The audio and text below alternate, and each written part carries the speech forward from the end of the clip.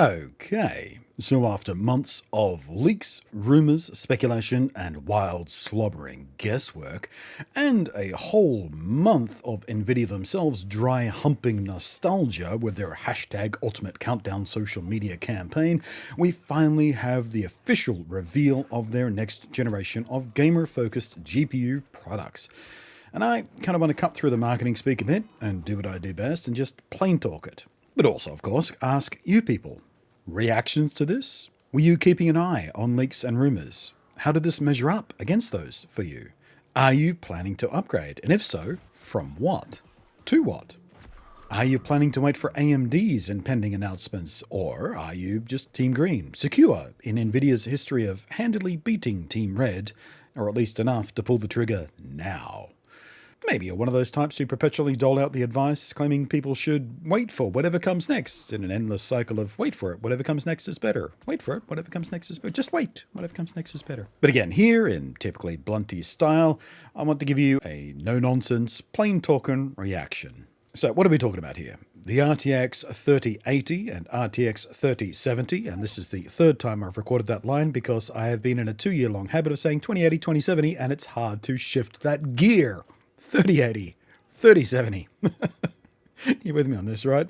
And somewhat easier to adjust to, I suppose, replacing the ultra high-end branding of Titan, we're now seeing an RTX 3090, or what they're calling their BF GPU, another nostalgia reference all the way back to the original 1993 Doom's BFG. For those too young or standing too shallow in gaming lore to get that, the BF stands for Big F***ing.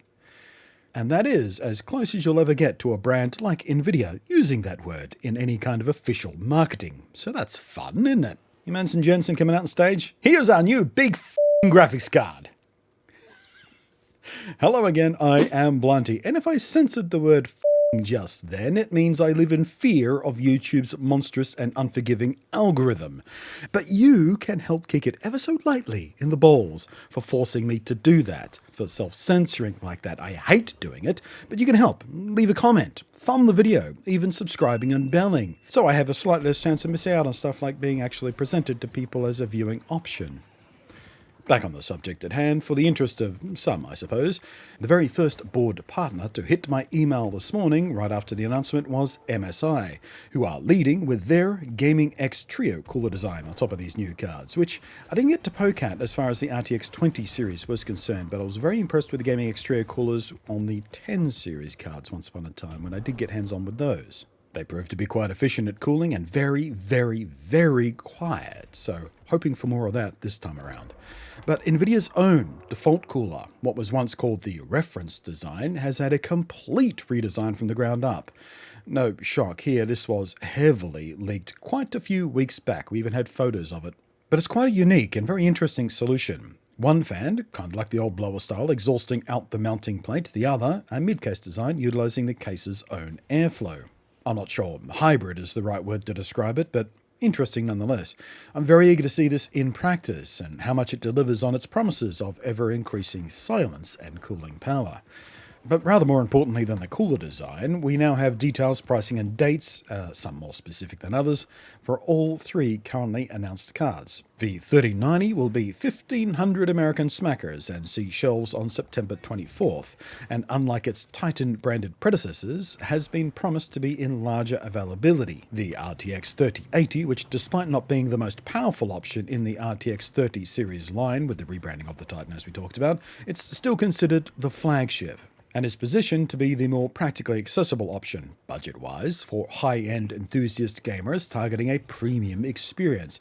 It will be $699 US and see availability from September the 17th. And the RTX 3070, which, if the trend from the last half-decade continues, will be the massively more popular choice for the larger portion of PC enthusiast-level gamers, as like the 970 and 1070 Super before it, it offers a perceived value-to-performance balance that's right in the sweet spot between want and need. And it's priced at $499 USD and will arrive sometime in October. No date more specific than that yet. Nvidia showed off all the usual kinds of charts and spoke about the usual technological advances and architecture upgrades, and Faster chips with more chippy stuff on them to do more at once, more and faster memory and some clever memory technology that no one else does right now, and they worked very hard to make it work, and enhanced handling of all the data itself. It's all the same kind of stuff we always hear to one extent or another. And to be fair, there is some very clever stuff that Nvidia's engineers are doing. I don't want to dismiss that, but while impressive and fascinating for the tech head inclined, it's technobabble to a lot of gamers, and if you're like me, you might be fascinated by the technology employed, but at the end of the day, it's only the real-world gaming experience that actually matters. To that end, I personally seek two main things in a GPU. The power to run my games at their maximum graphical settings at least 1440p without compromising on whatever the ideal frame rate baseline is for that particular game style, and secondly, for it to do it quietly, because as someone who makes gaming content, having a screaming GPU cooler in the background is less than ideal, with or without the frankly impressive ability for technologies like Nvidia's own RTX voice to filter that out of a microphone feed. And I personally do use RTX voice routinely on my streams these days. It makes a huge difference in that background noise. But to those two main points, we start at one of the most interesting and relevant graphs Nvidia presented. Now, we always have to be careful about this kind of marketing graph. They don't always present graphs in the predictable way. They'll sometimes mess with the axis scaling or labeling or some other kind of little gotcha that you have to kind of look to notice. But in general, Nvidia are pretty up and up with this kind of stuff, so long as you pay attention to the small low contrast text at the bottom of most of them that gives you a little bit of extra context. In this case, it's pretty straightforward. It's a high-end gaming PC with a CPU fast enough to remove it as a bottleneck, in this case an otherwise unidentified i9 of some kind. My guess would be the 10900K, as it's Intel's enthusiast gamer marketing product of choice. And what they're trying to show us here is the performance leap from the 10 series to the 30 series is huge. It's massively significant. And the point of the graph was to tell 10 series owners that it is time to upgrade. I think the exact words were, it's safe to upgrade now. Unlike some of us, especially the gaming and tech YouTubers, the average PC gamer, the normal PC gamer, will only upgrade their GPU every second or even third generation. And that's frankly the smart way to spend your money. That's when you see the biggest gains for your dollar, as the generation-to-generation gains, while there, and certainly noticeable, aren't always compelling enough to justify the buy-in price of it. And while the RTX 20 series was very impressive, it's fair to say a lot of people were holding out for a refinement over it. It was in many ways a first-gen product, and it's always a bit of a dice roll to buy in on a first-gen product. So a lot of gamers out there were waiting for them to iron out the pain points, the hitches and performance bottlenecks in specifically the RTX stuff, the ray tracing stuff, the tensor core stuff. And it was partly because jumping on board in the first generation of technology like the RTX ray tracing can take a while to pay off in broader terms of it being included commonly in games. For the first year of RTX, there wasn't very many games with RTX on at all. Or RTX in. RTX on in? It was a very cool novelty anyway, but not something that was common or broadly useful to most gamers. But also because of the performance hit it caused. Turning RTX on, you took a dive in frame rate. Even with the built-in hardware to accelerate the ray tracing stuff, you still made a sacrifice there. And ray tracing in games is more than just a novelty. I do want it there. It really can make a significant difference in immersion and in general feel. But like I said, turning it on did often mean compromising on either resolution or frame rate, sometimes even both. And for some games that was more or less a non-issue, for some it was less than ideal. But as we stand today, we're more than 2 years into RTX existing as a consumer-level product. The technology has been woven into basically every major game engine and graphics API out there, and AMD are soon to wade into the waters of hardware-accelerated ray tracing, bringing ray tracing not only to their own PC GPUs, but AMD's ray tracing technology will be in both of the new generation of consoles, making ray tracing in games a new basically universal and broadly accessible default option for all game devs going forward from here on in. So while the RTX 20 series pioneered it, it's the RTX 30 series that's going to make it practical. Because with the RTX 30 series, we're seeing the payoff of the last 2 years of the RTX 20 series beating that path, essentially. Nvidia have learned where the pain points are. They've learned under real-world, real-gamer, real-experience conditions what they need to be doing, how they need to be doing it, and how fast that we want it done. So they've built the hardware to target that need. Between the regular generational performance games of evolving architecture with the expanded RTX ability and the incredibly impressive DLSS 2.0 technology, which in basic terms is very, very smart machine learning trained AI for upscaling that lets them cheat a bit in the processing pipeline. But in a way so seamless and nearly invisible, it's a literal game changer for performance and visual fidelity.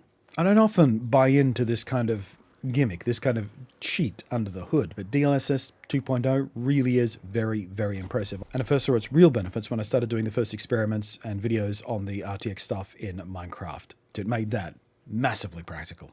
And past all the marketing hype and acronym and technologies, I really do believe them when they tell GTX 10 series holdouts that it is safe to upgrade now.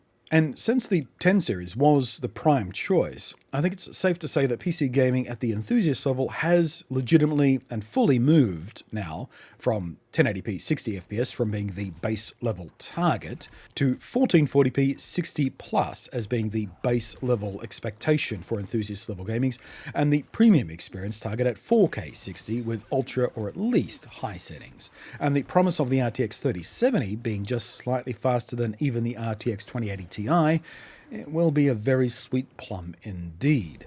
And with the 3080 promising twice the performance of the 2080, that's the 2080, not the 2080 Ti, it's time to see what premium 4K gaming past 60 FPS looks like. Or at the absolute least, 4K 60 FPS gaming with enough overhead that locking to 4K 60 FPS with overhead left over to help things run cooler and quieter, which is perhaps not as tempting a leap, but it will be more than enough for many to justify the upgrade.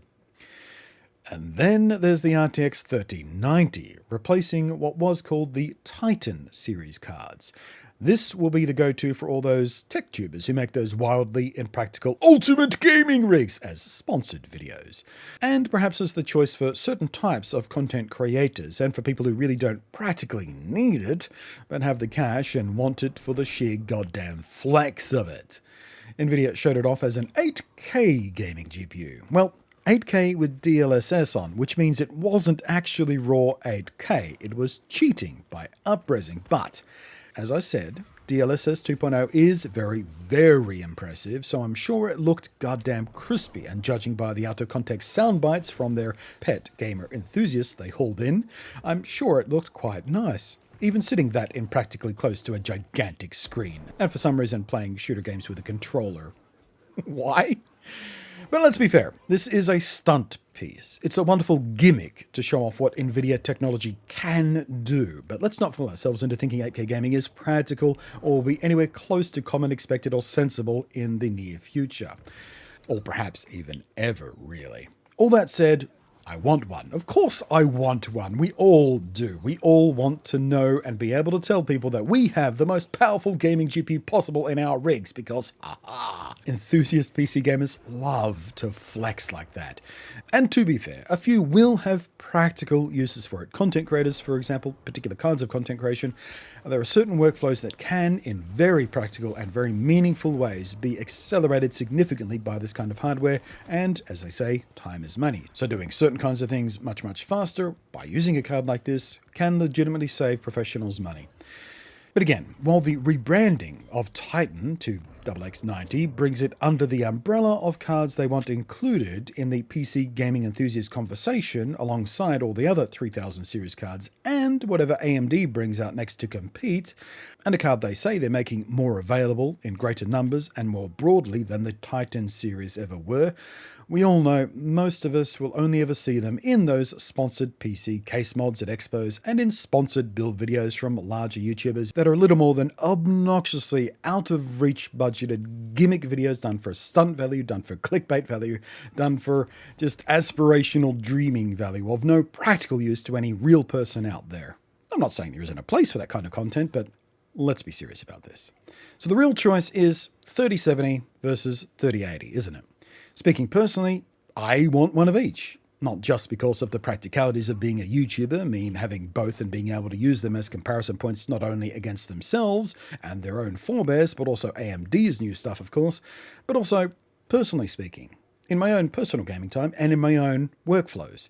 I run 2 rigs, my main rig where I primarily game in 4K and get my work done, and a secondary rig which I use to run games mostly when I'm streaming so I can discreetly move that load away from the main rig to avoid the annoying Windows resource sharing garbage that comes with trying to game and stream on a single PC.